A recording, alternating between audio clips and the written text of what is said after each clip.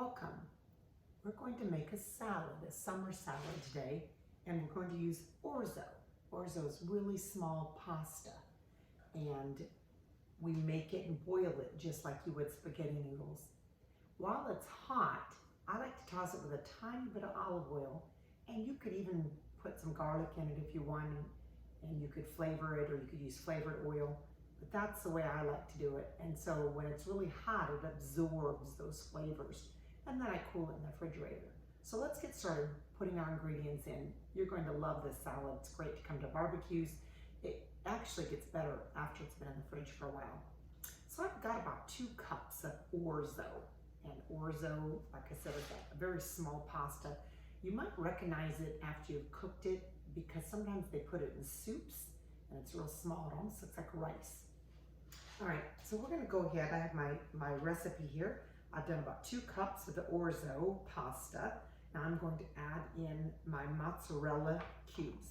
Now, what I like about this salad is I like the fact that the pieces are big enough so that if somebody was to get some of these pieces in their salad and they didn't like something, the pieces are large enough that they could actually have a scoop of the salad and push them off to the side of their plate, and they wouldn't have to be embarrassed for not liking some of the ingredients.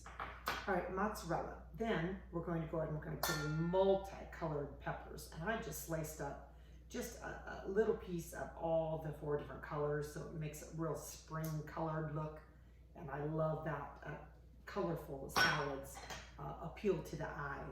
Then we're going to go ahead and we're going to add in some purple onion. Now what I did was I cut half moon shapes of the purple onion. And if you, for about 10 minutes, put a little bit of vinegar, just plain household white vinegar on top of this, and then you drain it. It takes the bite out of the purple onion, so it's not as sharp. It's not pickled yet, but it just isn't as sharp. So that's what I did. And they're half moon shaped. And if you see, the color of these is absolutely beautiful. They almost turn a pink-like color to them. So, all right. Then I'm going to go ahead and I'm going to do the Kamata olives. And these are Greek olives packed in oil. And you don't need very many. That seems to be a favorite ingredient in my family, so I put a lot in. About a 1/4 cup, I think, is what the recipe calls for. And I'll be posting the recipe below, and you can adjust whatever your favorites are. Now, we're going to go ahead and we're going to add in garbanzo beans. I drained the can, and I went ahead and rinsed them. And I'm just going to dump those into my pasta. Now, I do have 2 other ingredients. The recipe actually called for cucumbers, and you would use probably English cucumbers. English cucumbers have less seeds. They're not like the big cucumbers. But in my family, we like the fresh zucchini instead. The nice thing about using zucchini, if you slice it really thin, is, and if you like raw zucchini, is you don't have to worry about the seeds. Because if you do use an English cucumber, you want to take a spoon, you want to at least get out the seeds, even though there are only a few, and you want to cut them half moon shaped. So I'm putting in zucchini. I did just 1 small zucchini, and I cut it really thin as I could. Now, the most fun ingredient for me anyway is artichoke hearts.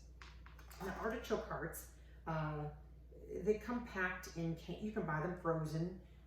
It's just like a heart, and it's cut into quarters and pieces. It's pretty large. I mean, if you put it in my hand, it takes up a good part of my hand. I don't like chopping these smaller because they're kind of held together by the actual heart. And these are just the ones that I got in a can. So I got the ones that say, it just says artichoke hearts, all different kinds you can buy. The hearts are the kind that it's not as, like a fibrous material. It's easier to chew. Now you can't buy them like this, and they're already marinated. And I was told you can even buy these in different marinades. So that might be an idea too, but I would drain it completely, and chopping it would be up to you. All right, we're gonna go ahead and we're gonna put these artichoke hearts in 1 can. Now we're gonna go ahead and make our dressing for this delicious, beautiful salad here. I am going to put 2 tablespoons of olive oil.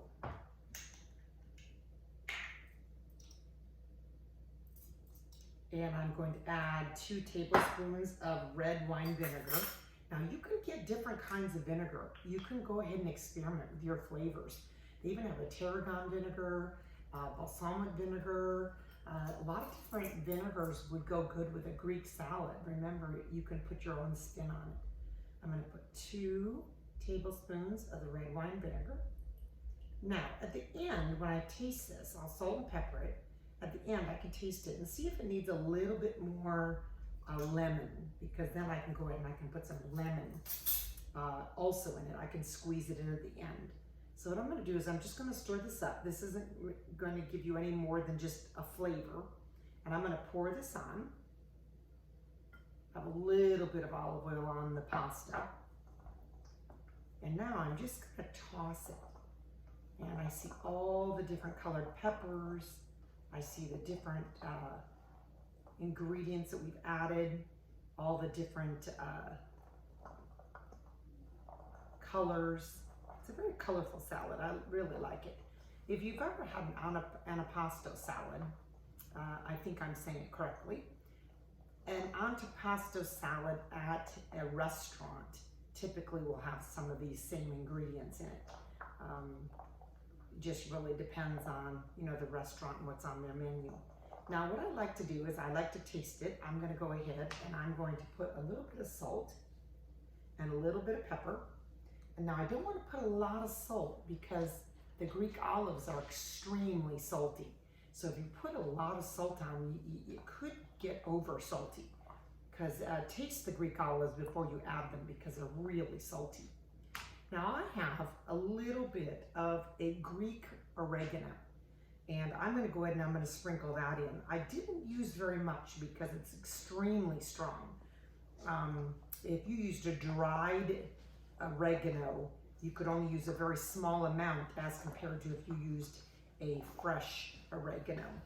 Or you could even use a parsley for that, or a mint even in this if you wanted.